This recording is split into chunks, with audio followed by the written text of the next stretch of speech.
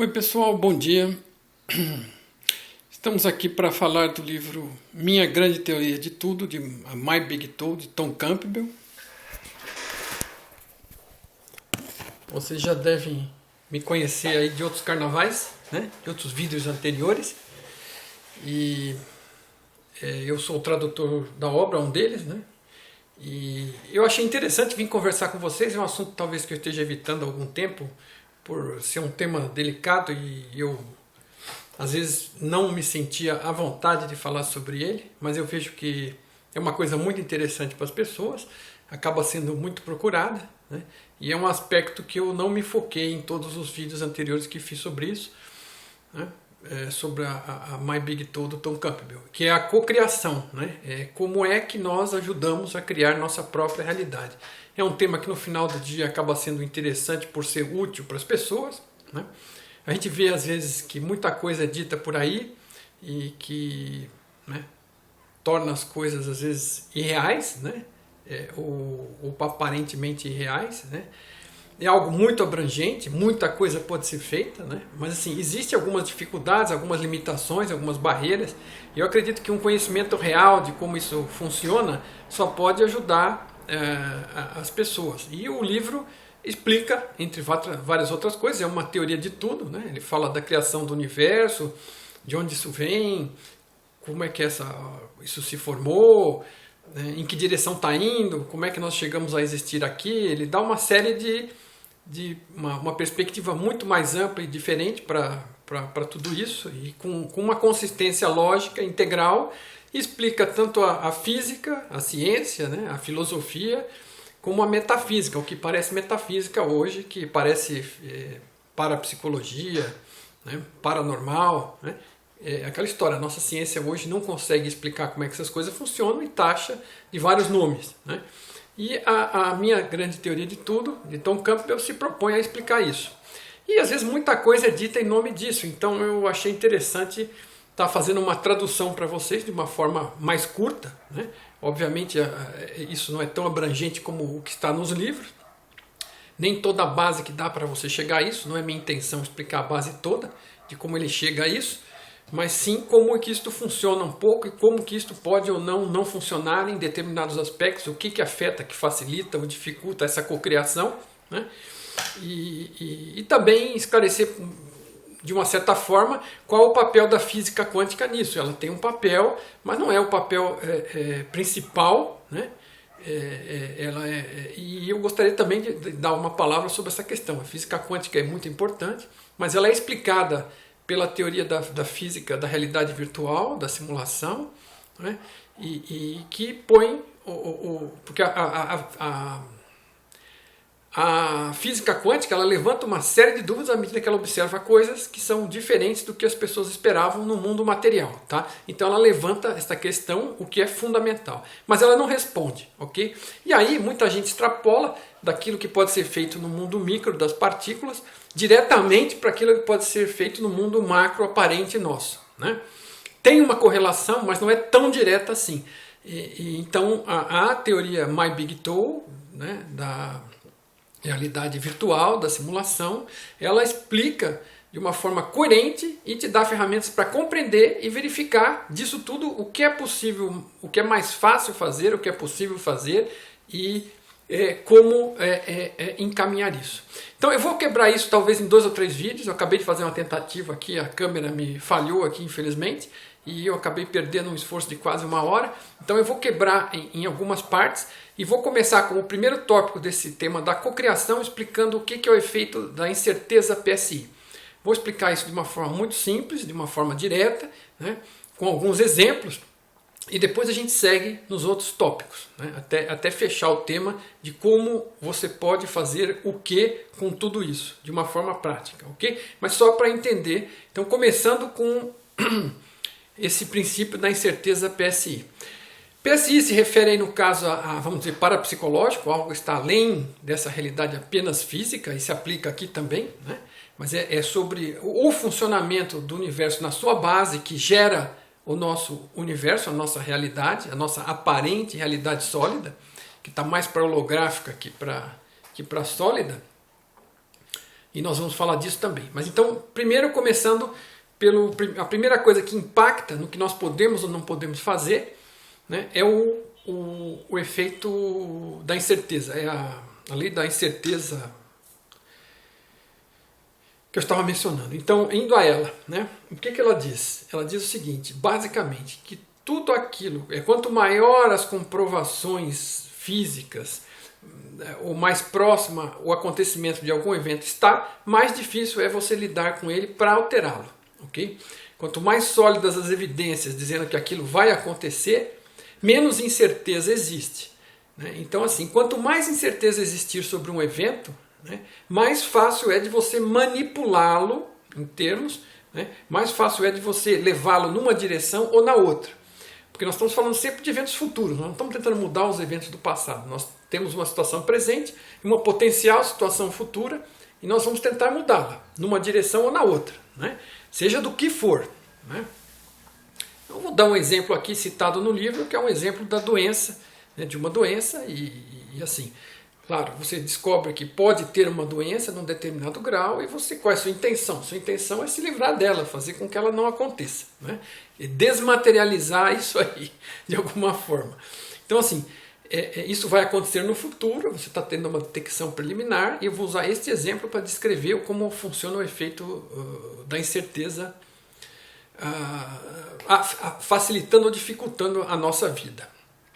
Então, assim, existe um grande sistema de consciência por trás, suportando, né, a nossa existência e o funcionamento das coisas aqui como ela é, de acordo com as leis, que a gente também vai dar uma pincelada sobre isso, né, como é que as coisas funcionam. E esse sistema, uma das coisas que ele tenta garantir a consistência de funcionamento disto. Porque isto é uma escola virtual, como se fosse, por exemplo, um simulador de voo para treinar pilotos a dirigir aviões reais, né, a pilotar aviões reais. Então, assim, o que é parte desse sistema? Esse sistema de ensinar pilotos, ele só é válido e útil porque os pilotos acreditam nele. Apesar de saber que é uma simulação, eles sabem que é uma simulação realística, onde vai representar o voo de um avião desde a decolagem, passando pelas turbulências e dificuldades até o pouso, né? E ele vai ter os recursos de tomar as mesmas medidas que ele tomaria num avião real. Com a vantagem de que no final, se o avião cair e ele errar, ele não morre junto, né, e nem mata ninguém. Né? Então, nesse aspecto, essa é a vantagem de uma realidade virtual, de uma simulação. É você poder aprender nela como se fosse real, mesmo ela não sendo. Então, no caso de um simulador de voo, o cara sabe que é real, ele sabe que as regras funcionam como num verdadeiro avião, mas ele sabe que está num simulador e que se der um problema ele não vai morrer no final. É uma vantagem. Né? E nós estamos imersos aqui na nossa realidade virtual, na nossa holografia, e não estamos sabendo disso. Muitas vezes acreditamos piamente que é matéria, que você está vivo entre o nascimento e a morte, que morreu, acabou, uma série de crenças que a gente tem a respeito, de tão imerso que a gente está no videogame da vida na Terra. Né? É um videogame muito bom, muito bem feito, né? Muito bem arquitetado, de uma estrutura tal que você pode se iludir, né? Somado às crenças que a gente tem, aí você embarca de vez, né? Mas assim, então, o efeito, voltando ao efeito da incerteza e tentando deixar ele claro. Ou seja, algo vai acontecer para frente, eu vou tentar mudar e algumas coisas vão trabalhar a meu favor, outras vão trabalhar contra. Então, o efeito da incerteza diz o seguinte, que isso é uma hipótese levantada pelo Tom e testada por ele na prática. Mas assim, então o que ele diz é o seguinte, quanto mais longe esse evento está na frente, né, ele tem uma probabilidade mais alta ou mais baixa de acontecer em algum momento do futuro, né, entre várias opções que poderiam acontecer, mais fácil, mais incerto ele é, mais fácil de eu mudá-lo, mais fácil de eu exercer minha intenção sobre ele através de uma visualização, de uma tela mental, de um esforço concentrado e de fazê-lo acontecer. Eu aumento a probabilidade de que ele ocorra e posso adiantar a possibilidade de que ele ocorra. Agora, quanto mais perto ele está de ocorrer, e isso é conhecido publicamente, mais difícil eu tenho menos tempo de aplicar esta energia, com tempo suficiente para aplicar esse foco, para alterar a saída desse evento, a real ocorrência dele. Então, uma distância maior no tempo ajuda. um menor envolvimento dos outros ajuda também. Coisas que são públicas, que mais pessoas têm interesse sobre elas, em conjunto com você, umas podem estar puxando numa direção, outras podem estar puxando em outra, e fica, ou muitas pessoas, né, pensam numa mesma direção. Então, essa incerteza, ela, na verdade, ela trabalha contra você. Então, assim, se trata de um efeito pessoal. Por isso que o exemplo da saúde é interessante. É um efeito que interessa a você, majoritariamente. E que você não precisa dar satisfação disso para ninguém, né? Então, se você pode se resolver ou não se resolver, e é dentro do seu âmbito de decisão. Então, é muito mais fácil de você modificar algo que está sob o seu controle, que é seu, que se refere a você, do que algo que se refere à coletividade ou a outros indivíduos ou situações externas, ok?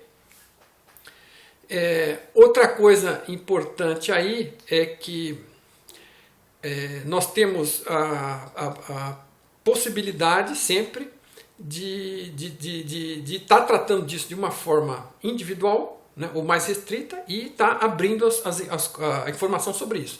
Quer dizer, estas coisas são sempre, pela minha conclusão do efeito da incerteza, são sempre melhor tratadas de forma privada, por você mesmo e algum outro que possa estar impactado nisso ou impactando isso. Então, assim, no caso do exemplo da doença fica muito claro. Então ele fala, por exemplo, a pessoa detecta que tem uma determinada pelota, um caroço, alguma coisa, em algum local, né?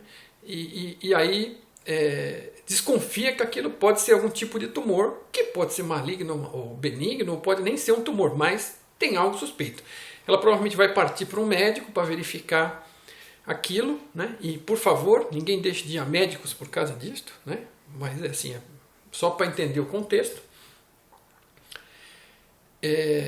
Se você descobre aquilo com muita antecedência, você vai ter mais tempo para exercer sua intenção. Isso é positivo, né? Se descobre muito tarde, já está em cima da bucha, isso é negativo, vai dificultar a execução. Agora, quanto mais pessoas você envolve sobre aquilo, as pessoas querem o seu bem, vamos supor, seus familiares. Você envolve todo mundo e fala, olha, eu estou com um tumor, todo mundo já começa a pensar, puxa vida, coitado, que merda, vai durar pouco, né? Então, mais gente pensando negativamente. Isso também conta contra, né? Mais gente sabendo e mais gente sabendo que, né? Bom, você suspeita que tem a doença, você consulta o médico, ele apalpa, fala, puxa, isso pode ser um tumor, parece que é um tumor, né? A incerteza vai diminuindo, né? A certeza vai aumentando e a incerteza vai diminuindo. Ele pode recorrer à opinião de alguns outros médicos, ele pode recorrer a alguns exames, né? Por exemplo, fazer uma tomografia. Aí ele fala, não, tem um caroço aí, isso aí não é coisa boa. Fez a tomografia. Aí chama, mas ele ainda está em dúvida, olha, não quero, né, queimar seu filme rapidamente, vamos conversar com outros médicos aqui. Chama 10 médicos, faz uma junta, mostra para todo mundo fala, não, isso é um tumor e deve ser grave, você está frito, você tem 6 meses de vida, você tem 3 meses de vida, né? Isso está contando contra e está diminuindo, está aumentando a certeza do evento ocorrer e diminuindo a sua probabilidade, diminuindo a incerteza e a sua probabilidade de alterá-lo, né? Aí o cara vai e faz uma biópsia, aí confirma que é maligno da pior espécie, 3 meses de vida. Aí todo mundo já começa a chorar e encomendar o caixão, né? Então vai ficando mais difícil. Nada disso impossibilita a cura. Primeiro porque o problema é seu, é só seu e só impacta você. E se você conseguir uma cura energética, direta por você ou pela ajuda de alguém que você confie, que tem essa habilidade, ela pode ser invertida, pode desaparecer e pode mudar, sim. Vai ser considerado como um milagre, né? Depois desses caras todos terem visto isso, apalpado, cheirado, cutucado, né, e experimentado, eles vão falar, putz, isso é um milagre. Mas assim, não vão saber explicar, porque é um caso só, e é um milagre, e eles não sabem como o milagre acontece, e foi milagroso, acabou-se. Então não é impossível de curar. Porém, vai dificultando, vai requerer mais energia, vai te permitir menos tempo, vai te dar menos tranquilidade para resolver isso. Agora, o que não quer dizer que você não recorra a médicos, pelo amor de Deus, porque também pode ser complementar, dependendo do ponto que você está, você aplica um tratamento físico e aplica um tratamento energético, os dois trabalhando na mesma direção de eliminar aquilo, né? Agora, se você consulta alguém que mexe com medicina energética, essa pessoa detecta isso antes de algum exame e ela consegue eliminar isso antes de algum exame, quando você faz o exame você tem que fazer, pelo amor de Deus, né? já chega lá e já constata que não tinha mais nada. Aí você vai ficar, sei lá, se eu tinha, se eu não tinha, bom, não importa, está resolvido, né?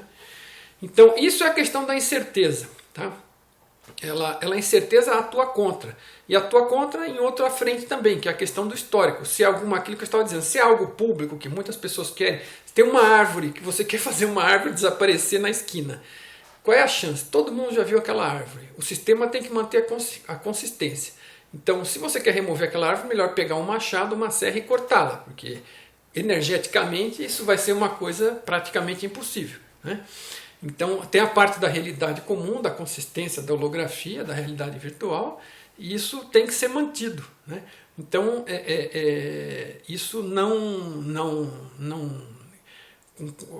quanto mais isto é público, mais difícil de mudar, porque se mudar, né, vai que de repente chega lá e está todo mundo olhando ainda, tá conversando você e mais 10 amigos na esquina, e de repente a árvore desaparece. Aí você chega lá e fala, porra, mas não tinha uma árvore aqui, acabei de ver ela, agora desapareceu. Né?